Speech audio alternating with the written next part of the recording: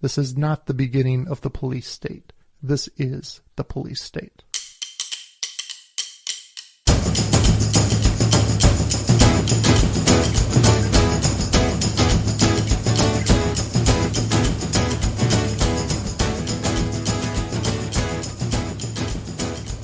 Welcome to Biopics Mostly Suck, the podcast where we tell the true story behind movies based on a true story.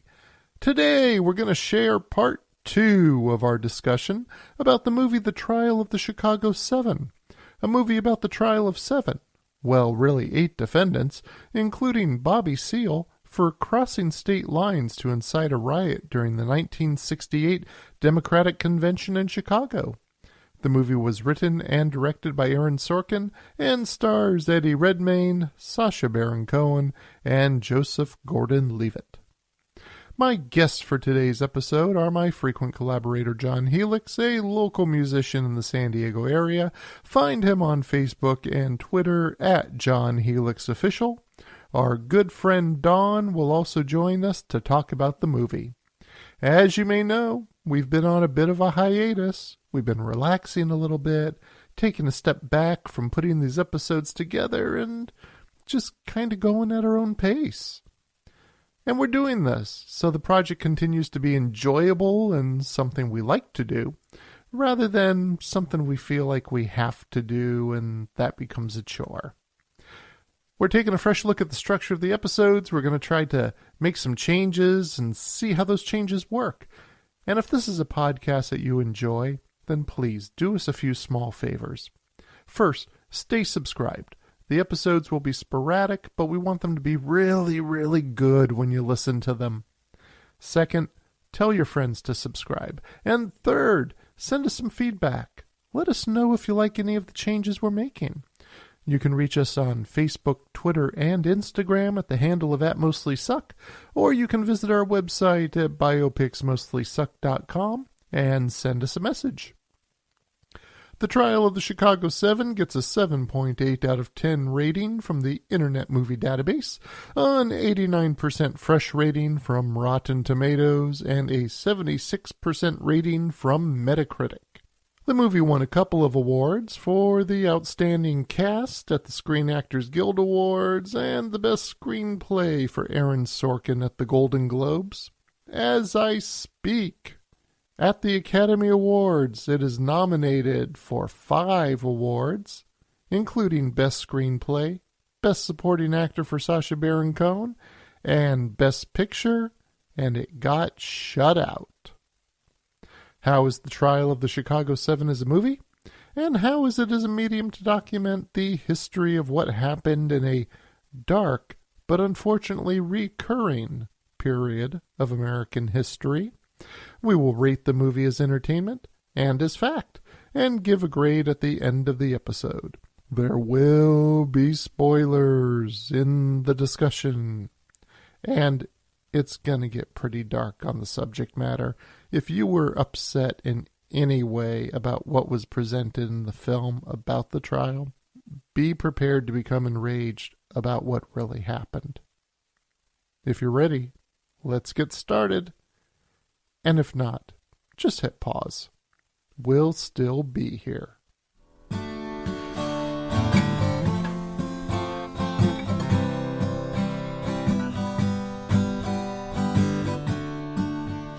Alright, so let's go ahead and talk about the trial.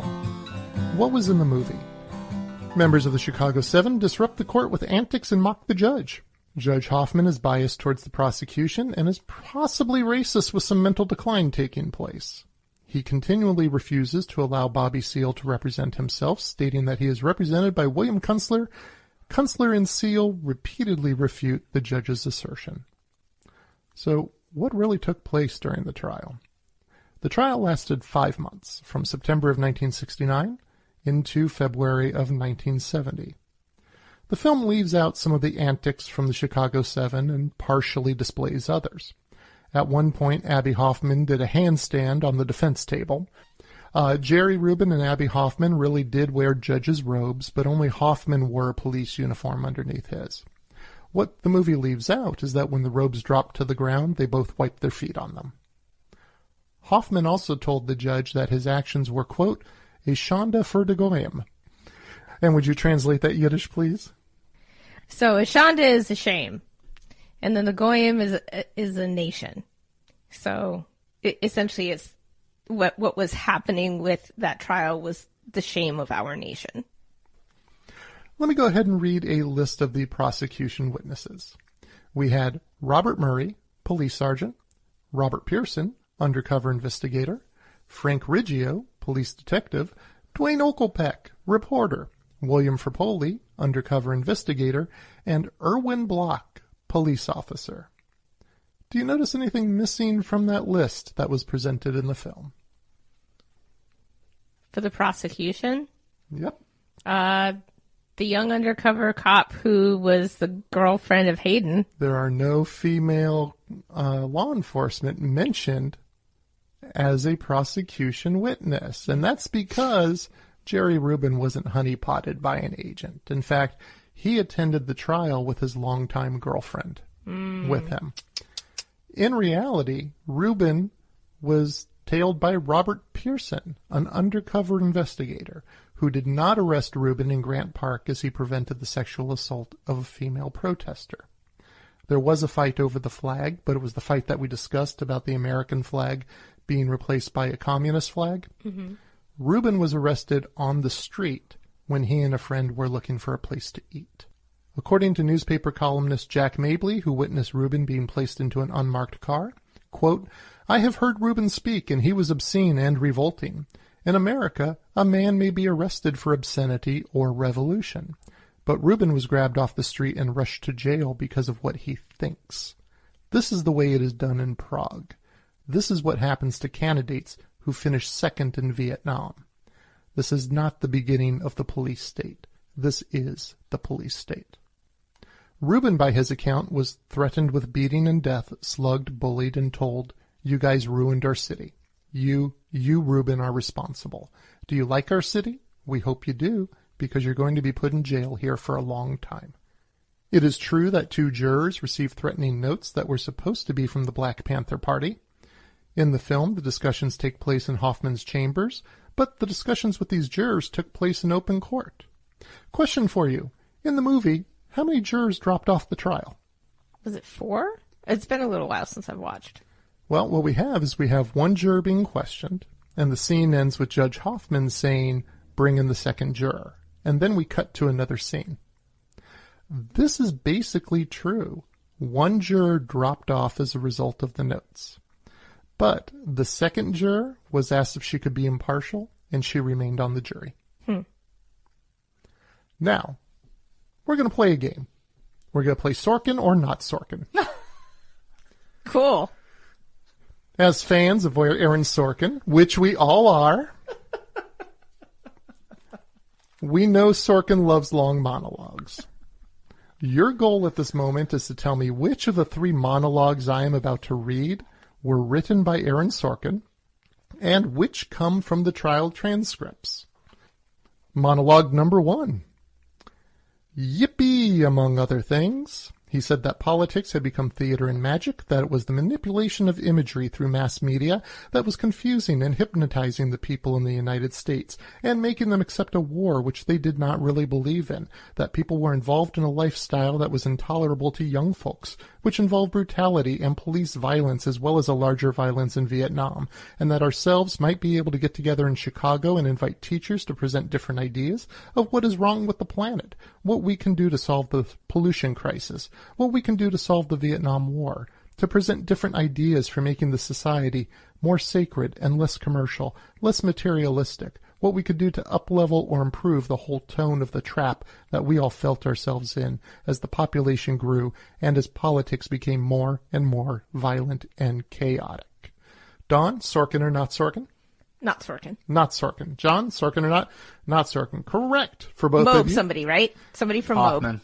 Nope, you're both wrong. Allen Ginsberg, during his testimony, answering the question of what Abby Hoffman said to him in February of 1968. All right, you both have a point each.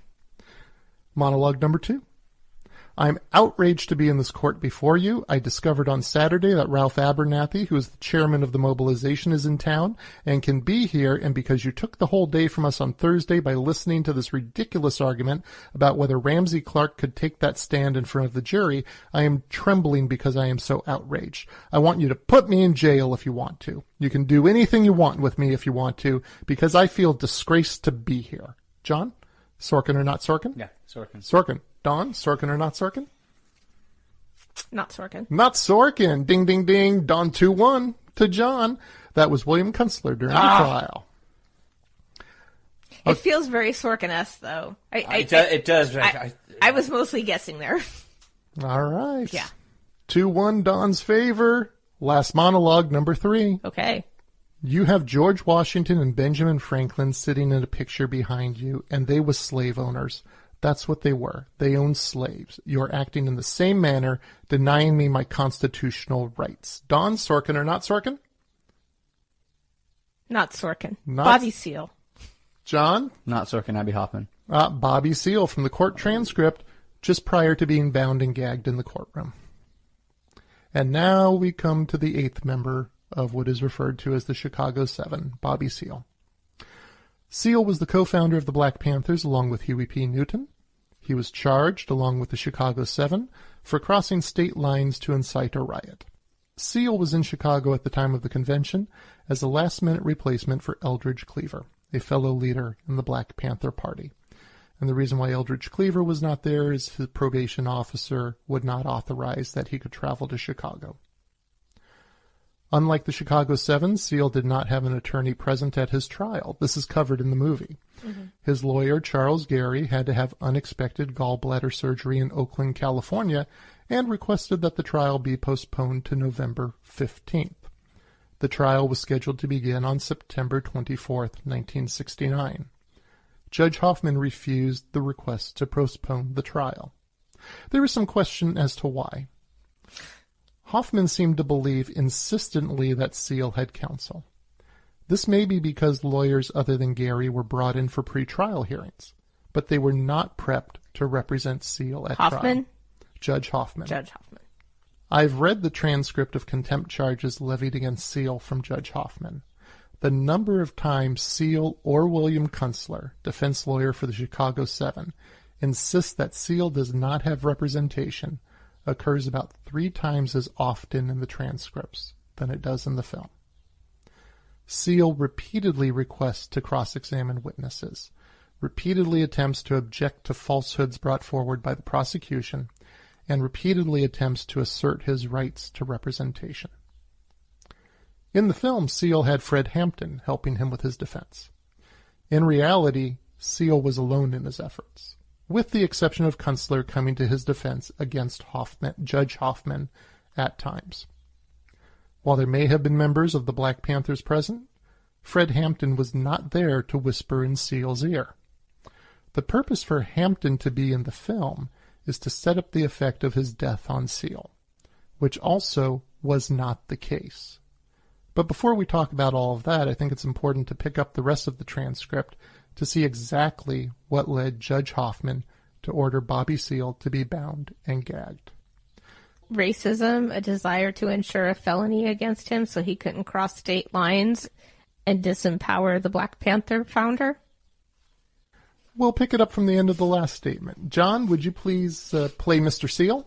And Don, you're going to have 2 roles. You're going to play Mr. Ferran, Chief Federal Prosecutor, and Mr. Kunstler. And I will play the court, a.k.a. Judge Hoffman. And we'll start with Mr. Seale. They owned slaves. You're acting in the same manner, denying me my constitutional rights. Mr. Ferran? Never have I been in a courtroom, again, for 20 years and for many years daily in courtrooms all over this state and in many instances all over the United States, have I seen the type of conduct that is not only constantly going on in this courtroom with the noise, with giggling, with laughter, with movement, with refusal to stand when the court gets on the bench, with comments being made by defendants to a jury, with outbursts in front of the jury, with participation in this conduct not only by the defendants but by many of the spectators. Well, I have been called a racist, a fascist. He has pointed to the picture of George Washington behind me and called him a slave owner and... They were slave owners. Look at history. As though I had anything to do with that. They were slave owners. You got them up there. He has been known as the father of this country, and I would think that is a pretty good picture to have in a United States District Court. Mr. Kunstler? We all share a common guilt, Your Honor. I didn't think I would ever live to sit on a bench or be in a courtroom where George Washington was assailed by a defendant in a criminal case and a judge was criticized for having his portrait on the wall. I will not hear you now. I am asking you to be silent. I want to know, will you... Oh, look, it's a form of racism. Racism is what stopped my argument. Mr. Seal, do you want to stop, or do you want me to direct the marshal? I want to argue the point about this so you can get an understanding of the fact that I have a right to defend myself. We will take a recess. Take that defendant into the room in there and deal with him as he should be dealt with in this circumstance.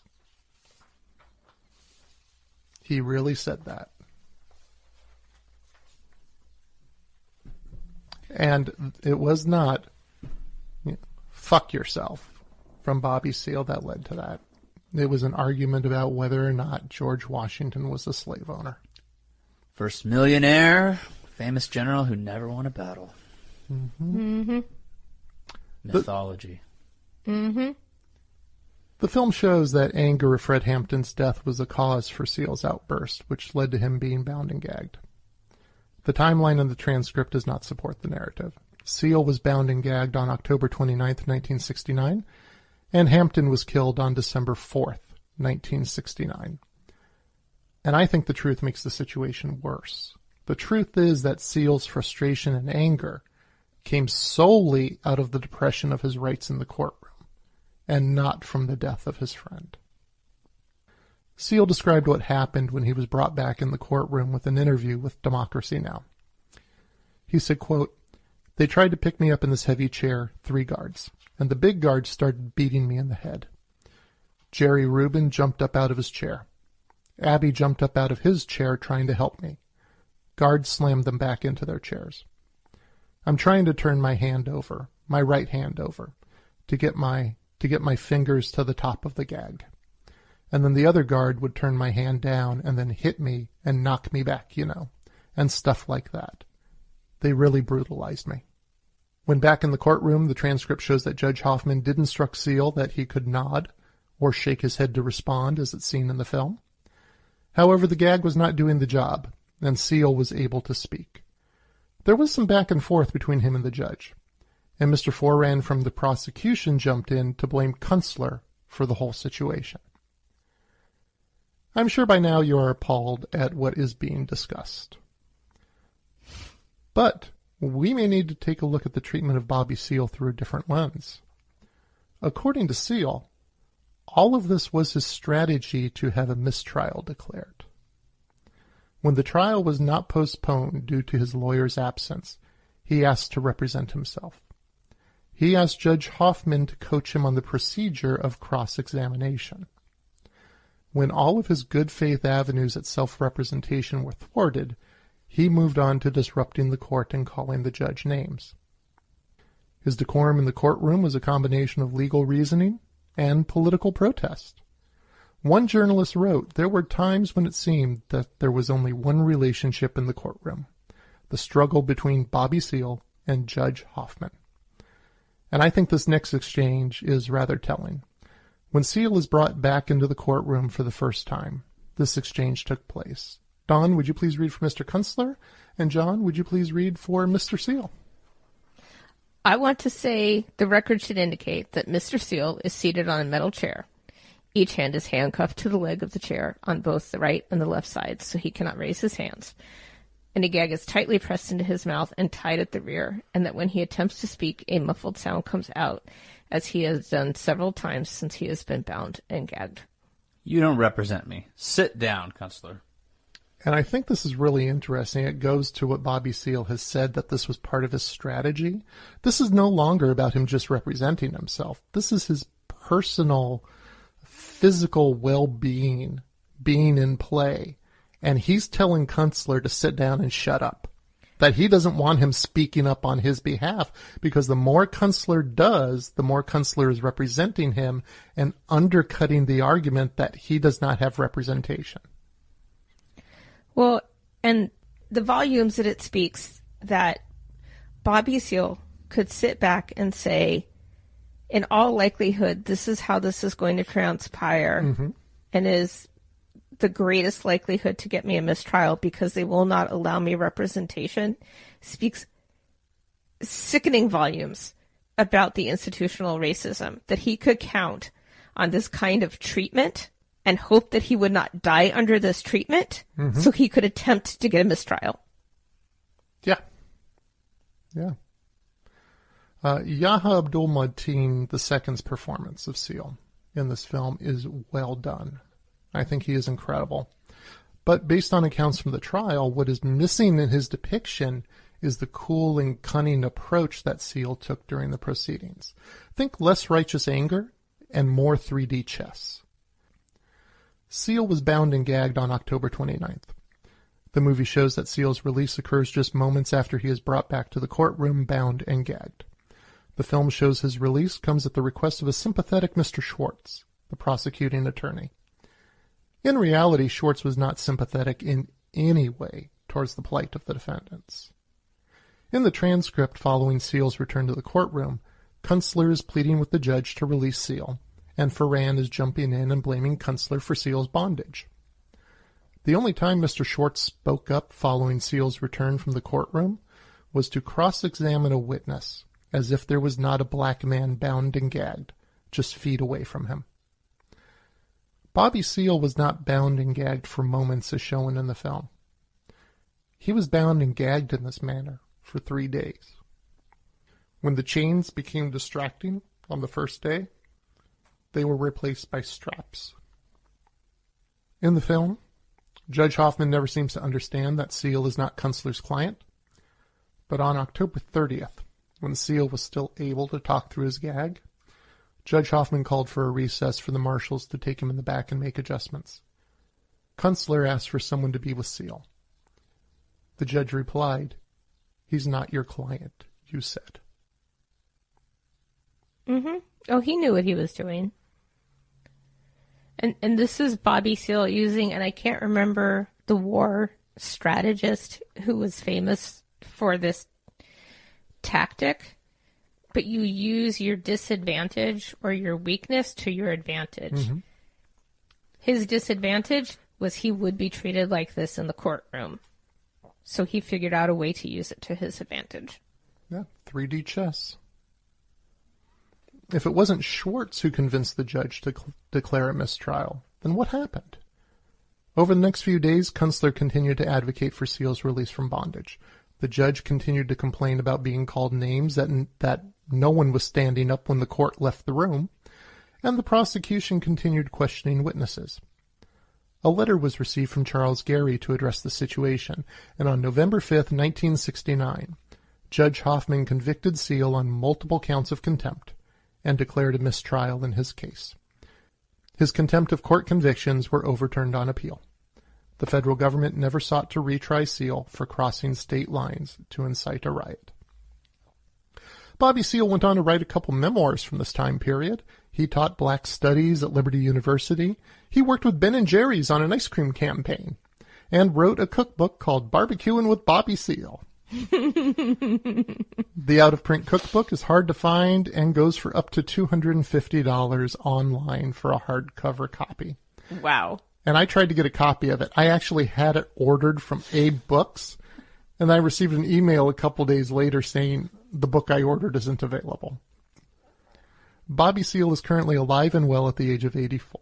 And if you would like to see him talking about the court trial, we'll have it on the website at biopicsmostlysuck.com/trial of the Chicago 7. His demeanor in interviews, I remember watching him speak on films and footage, but the notion of three-dimensional chess, because Bobby Seale is, to the Caucasoid American public, this like nightmarish, image of angry black violence, but he's just incredibly restrained and calm and reasoned when he speaks. I mean, when he speaks when he spoke in public, he was definitely, had fire in his belly and all that. But when he's interviewed and all that, it's very much the opposite of the caricature that's drawn of him, or the image that the American public, I think, still have. I mean, if they know who he is, but still have of him and the Panther Party and all of that.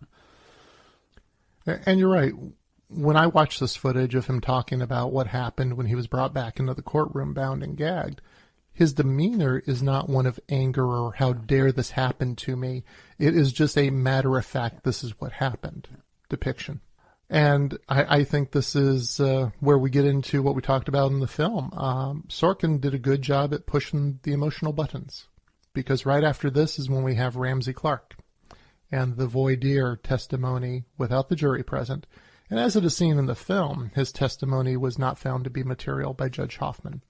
According to the transcripts, he did not answer any questions about his views on whether or not the police incited the riots.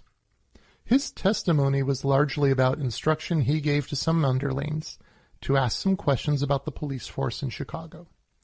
His concern in the testimony was in making sure that there was a free flow of information among law enforcement agencies that would be in town for the convention, and to work to maintain stable community relations. There was nothing in his testimony about his office determining that the police started the riots, or something that would have presented a clear-cut and dry acquittal of the Chicago Seven. So everything in the movie, with the exception that Kunstler did go to his home on a Sunday, everything regarding his testimony in the movie is absolutely false. And what follows this in the film, in Sorkin's construction of the story, is David Dillinger, who was taken into custody during the trial. In the film, Dillinger, a pacifist, is so frustrated that this information that could acquit them is not allowed into testimony that he punches out a bailiff. This is not what happened in any way. I mean, let's start off with the thing with Ramsey Clark in the film. Didn't happen. And now you have a pacifist who is punching out a bailiff responding to something that never happened. David Dillinger was the type of person that when he once punched out a fellow classmate at Yale, he was so remorseful, he cradled the guy in his arms until he came to. Why did he punch the guy out? That I have not been able to find. It may have what led him to being a pacifist as well. That may have been a learning lesson for him. But this is the type of person this guy was.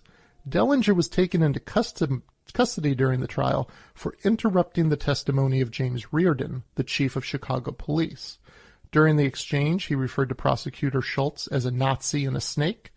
Otherwise, the film accurately portrays Dillinger and his demeanor as he tries to bridge old and new school demonstration practices. And his two daughters were not thrilled with his depiction of punching out a bailiff. No. I mean, if someone is... I have a problem with that being in the film then. This isn't about changing something up for the emotional impact. You're changing someone's very core of their morals. Their That's legacy. not okay. You're fucking with their legacy is what's happening. Yeah, and you're fucking with their legacy and talk about pushing a button. I mean, if you... Who the fuck do you want to punch in that courtroom? Every figure of authority, right? Who's on the, at least, serving the prosecution or supporting the prosecution. So that seems an unfair, to say the least, creative license.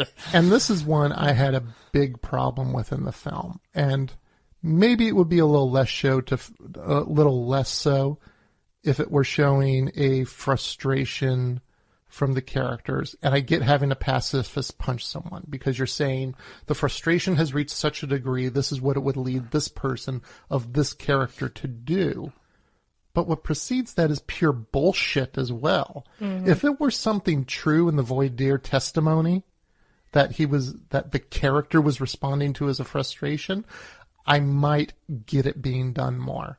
But Dillinger, let's say number one, the movie shows him with a son. He had 2 sons and 3 daughters, 5 children in total. And he was such a pacifist that when one of the marshals in the courtroom tapped his daughter on the head to get her to be quiet during the trial, he did not become violent. The guy was a pacifist to the nth degree, was awarded for his pacifism. He lived it day in, day out. And this isn't just taking license. This is undermining something that this person lived for. So, yeah, I do have a huge problem with that. Yeah. That takes down Sorkin in my estimation a bit. It really does. That's a hard one. For the film's finale, where Hayden reads the names of the troops killed in Vietnam since the trial started, this is not how the trial ended. The names were actually read by David Dillinger on October 15th to honor the moratorium to end the war in Vietnam, a march that was held in Washington, D.C. that same day. Dillinger started to read the names of American and Vietnamese dead, and was quickly shut down by the court. Rennie Davis never did keep a notebook with names in it. This was created to set up the last scene. So he also took away Dillinger's genuine gesture to make a statement. To have a big ending on it, yes. Because Hayden doesn't have enough love and attention? That's none of that is okay with me. Well, and remember, it shows Prosecutor Schwartz standing up to honor the fallen as well in defiance of his own boss. Mm-hmm. So at the end, it's getting across this idea that the Chicago 7 were so influential that they even influenced a guy who in reality was a pit bull for the Nixon administration and who had zero sympathy for anything that happened. Yeah, so that seems to play into, again, a mythologizing of and a romanticizing of this period, these issues. Again, this notion that everyone is standing at the end of the courtroom as the name at the end of the film in the courtroom as the names are being read. It's like when Schindler's List turns color at the end. It's like, what the fuck? Yeah. It's the Holocaust, man. Anyway. It's mythologizing Hayden. It didn't all become better. Everyone didn't unite and go, oh yes, the prosecution. No. The prosecution has come to an epiphany. We now understand the depths of the atrocities in the... Yeah, that's disturbing. Well, Sorkin, maybe he was... Oh, no, this was earlier in Sorkin. Remember when he was busted at LAX with like a pound of mushrooms and cocaine? Yeah.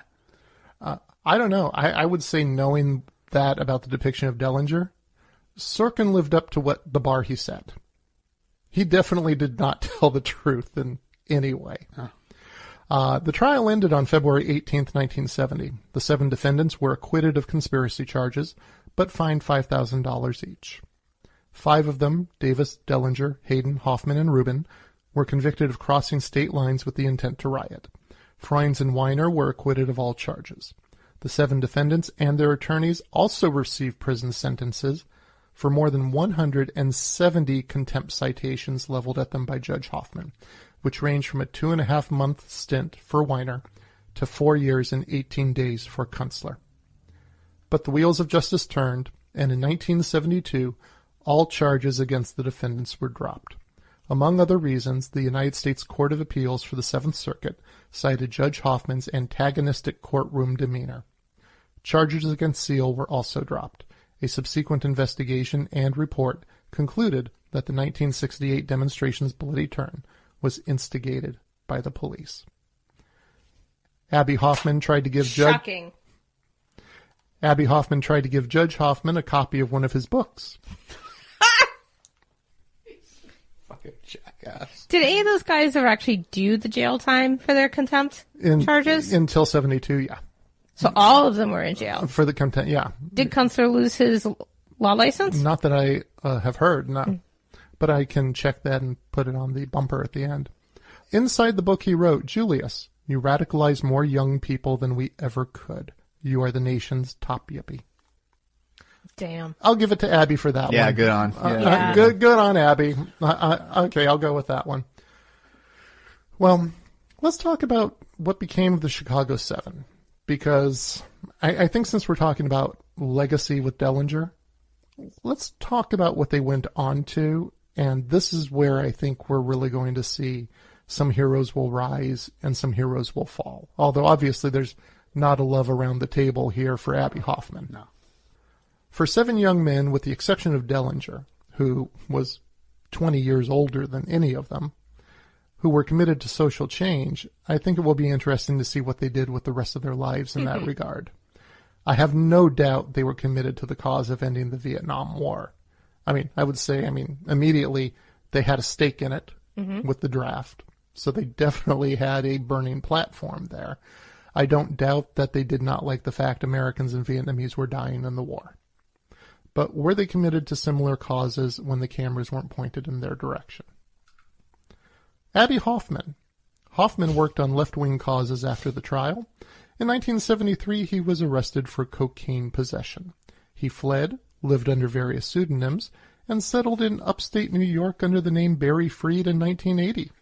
He was barely recognizable after having rhinoplasty to change his facial appearance. He killed himself in 1989 with 150 phenobarbital tablets and liquor. And I know we were talking earlier, Dawn, and you questioned about the drug charge on him. I think you assumed he was set up in some way. No, I asked if he was. Here's what happened. What happened was he was arrested with 3 other men for trying to sell $36,000 worth of cocaine. In which year? What's that in 73. What's that in current real dollars? Yeah, this isn't a cop planting a baggie on him. This is $36,000. This is kilos arriving in ships. And during the investigation, the police said they did not know Abbie Hoffman was one of the people they were tailing. They only found out when the arrest was made and he was booked, and they were surprised. $213,254.59 worth of cocaine in today's dollars. Jerry Rubin embraced capitalism and became a stockbroker. Well, alrighty. You gotta fucking love Jerry Rubin. Yeah, that guy. That guy, man. Sorry. That was just well delivered. In 1994, he died after being hit by a car. He was working for a multi-level marketing company pitching a health drink called Wow! A multi-level. So, a Ponzi scheme. Pyramid scheme. Pyramid scheme, yeah. Would be multi-level marketing. Yes. Yeah. Yes. Tom Hayden went on to marry Jane Fonda, served in the California legislature, and died in 2016. Rennie Davis became a follower of the Guru Prem Rawat and established the Foundation for a New Humanity. The foundation offers life coaching, spiritual training, and crystals, quote, chosen for their properties to assist your journey to evolve. The foundation is still active today, although Davis passed away in February of 2021. We will have a link for his foundation on our website at biopicsmostlysuck.com/trial of the Chicago 7. David Dillinger, who to me, Dillinger is the hero in this thing. Sometimes in my research, much like with P.D. Green, there's someone who was never on my radar who just becomes my favorite. Yeah. And David Dillinger is that guy. He continued his work as a peaceful activist and taught at Goddard College's adult degree program. For his life of peaceful activism, he received the Peace Abbey Courage of Conscience Award on September 26, 1992. He was arrested at a sit-in at the 1996 Democratic Convention, his first convention since 1968. Arrested with him was Abbie Hoffman's son. David Dillinger died in 2004 at the age of 88. Wow. What does that say? As we talked about, Hoffman didn't like Moeb's approach. And Dillinger, a pacifist, is arrested at a sit-in with Hoffman's son. Well, I guess Abbie Hoffman's son liked Moeb's approach better. Maybe. Pacifism. I've dabbled in it. Say what you want What? about the tenets of National Socialism. At least it's an ethos. What's that from? I'm sorry, Lebowski. That's right. That's right.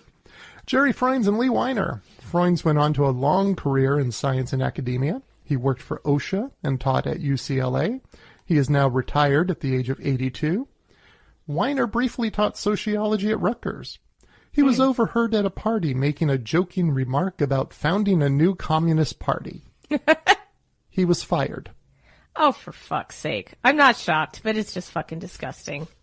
He is currently 81 years old and shares my birthday. Hey. Oh. We're birthday buddies. Freins and Weiner are the last surviving members of the Chicago 7. But if we expand the Chicago 7 to the Chicago 8, then Bobby Seale, at the age of 84, resides in Liberty, Texas. In 1973, Seale ran for the mayor of Oakland, California, and came in second out of 9 candidates. He soon grew tired of politics and turned to writing, producing A Lonely Rage in 1978, and the cookbook we talked about, Barbecuing with Bobby, in 1987 was actually the year.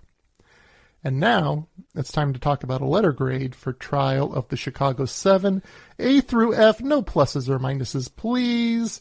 On an A through F letter grade, what do you give Trial of the Chicago 7? I'm struggling between a C and a D. Just the portrayal of Dillinger itself just takes it down so far for me. I don't know. I'm feeling a little stuck. We'll move to John. John? I'm going with a C only because of the redemptive value of the emotional, let's call it truthiness. The emotional, I think the emotional core gets it somewhere in the C range. I would give it a D. And the reason why is definitely Sorkin had a bias towards the protesters, because there were things mentioned that the protesters did as well, which were left out of the film. There were, I think, antics that wouldn't have played well on Rubin and Hoffman in the characterization, like wiping their feet on the judge's robes.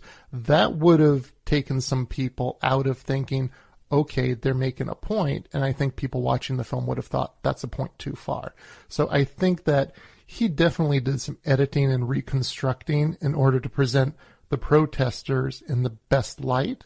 And at the same time, the police were definitely a villain from studies that were done following the demonstrations. But I think the scene in which the police are shown creating a confrontation by being on the hill, when that didn't happen, to corner the protesters, I think that's a bridge too far. So I say a D. No passing grade here. Or I guess, no. Yeah, you C, pass with a... C is a passing grade. No, you still pass Barely. you still pass with a D, but you don't get credit. And the whole thing about Dillinger really just, I don't know, it edges me towards F, but I'll go D. Okay, I'm going to go with a C. And Dillinger took it down to a D for me, but I think I go back to what John was saying around the emotional truth to it. And I don't take the same umbrage that you do with how the police were portrayed in Taking the Hill, because it has become so well known as such a prevalent tactic of law enforcement when a city wants to antagonize protesters or corner them. Up to today, I mean, all last summer, we repeatedly heard about how they ensured that they would chase down protesters who attempted to get away, so they were de-escalating, and then they'd end up blocked in on the other side of where they could run. So I think it portrays the overall intent and the demeanor of law enforcement and city government. So I stick with the C. Okay, C from Don, a C from John, and a D from Rob. Whew, that was a heavy discussion. No, that's